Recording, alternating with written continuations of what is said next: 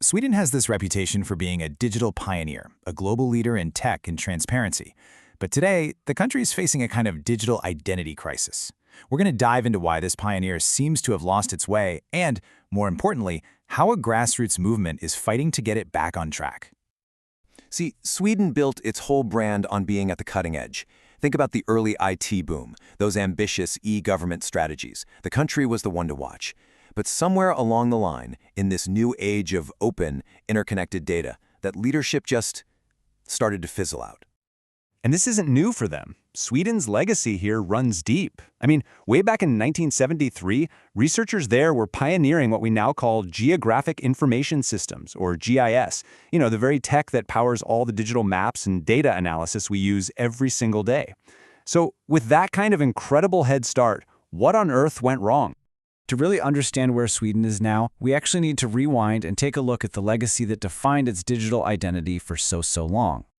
So, on the surface, everything looks fantastic. Official reports on digital maturity, they often give Sweden top marks. But this image, it hints at something deeper. If you peek behind the glossy reports and the stacks of official paperwork, the reality of how Sweden manages its public data tells a very, very different story. And that brings us right to the heart of the problem, this illusion of progress. See, Sweden has become an absolute master at digitizing the form, the document, but it's fallen way behind on digitizing the flow of actual information. Let me show you exactly what that means. This chart just lays it out perfectly. On the left, you've got the old way of thinking, which is what Sweden is mostly doing now, locking incredibly valuable public information inside static PDF files and disconnected government silos. But on the right, that's the modern data-driven approach. It uses open APIs. You can think of them like universal adapters that let different computer systems talk to each other to create this web of linked, real-time information that people can actually build on and use. And hey, don't just take my word for it. Even Sweden's own national mapping agency, Lantmäteriet, admits there's a problem. They say the quality of their data is great, but the country is seriously lagging when it comes to actually making that data accessible and open. The potential is right there, it's just completely locked away. Now let's just take a quick look around the neighborhood. A recent EU report on high-value datasets shows Sweden's peers are just charging ahead. Estonia, a frontrunner. Finland and Denmark, they've got strong foundations built on a real culture of transparency. And Sweden? Well, Sweden's not even mentioned as a leader. The report makes it clear. The problem isn't the technology, it's the culture. So, okay, this all sounds a little abstract, right? But what does this actually mean in the real world? Because this isn't just some policy debate. The cost of keeping data closed is real, it's tangible, and it affects everything from public services to the economy. Let's get really specific. Take the Stockholm Archipelago Trail. A project was funded with 7 million Swedish kroners to build 11 new shelters and 8 new barbecue pits. Sounds great for tourism and locals, right? But here's the kicker. Years later, hikers and citizens, well, they still can't find them. Why? Because the data about where they are simply isn't public. And the list of what's missing is it's staggering. There is no open, machine-readable list of these new shelter locations. No way for a hiker to check if the drinking water taps are even working. No public map of the 135 new info signs. No data on accessibility for people with mobility issues. And if you find a problem, like a broken bridge, there's no simple, open way to report it. Now that trail is just one tiny example. But when you scale this problem up to the entire country, the economic cost is massive.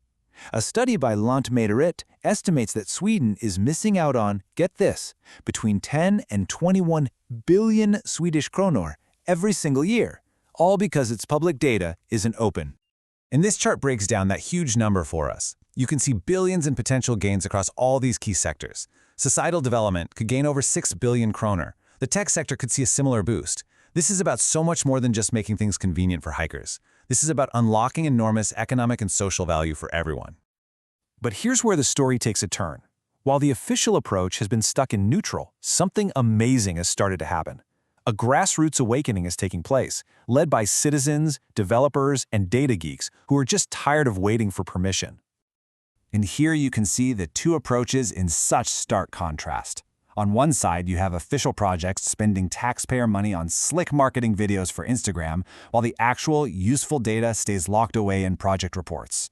And on the other side, community initiatives are just building what's actually needed. Open, collaborative data infrastructure where the information is accessible to everyone in multiple languages and readable by machines.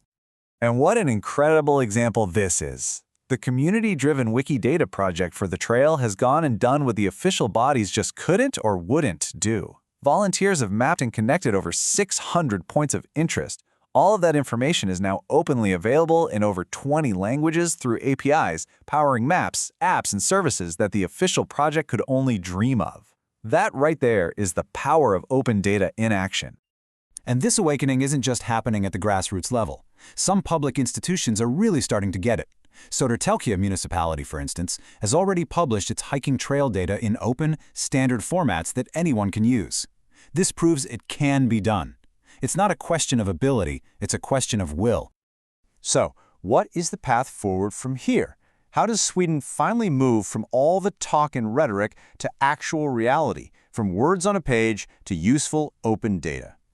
Well, here's the real irony. The legal foundation for this change is already there.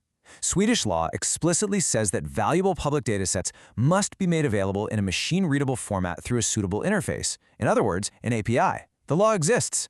The problem is a total lack of enforcement and a culture of just doing things the old way. So a real digital awakening for Sweden, it really just boils down to these three fundamental shifts. First, moving from static PDFs to dynamic APIs. Second, shifting from thinking in terms of one-off projects to creating continuous processes. And third, evolving from isolated, siloed systems to a truly shared knowledge infrastructure. Ultimately, you have to realize this is about so much more than technology or economics. Open data is about transparency, it's about accountability, and it's about participation. It lets citizens see how their money is actually being spent and gives them the tools to improve their own communities. Every single dataset is a small piece of our shared democratic infrastructure. And the question for Sweden, and really for all of us, is, are we ready to start building?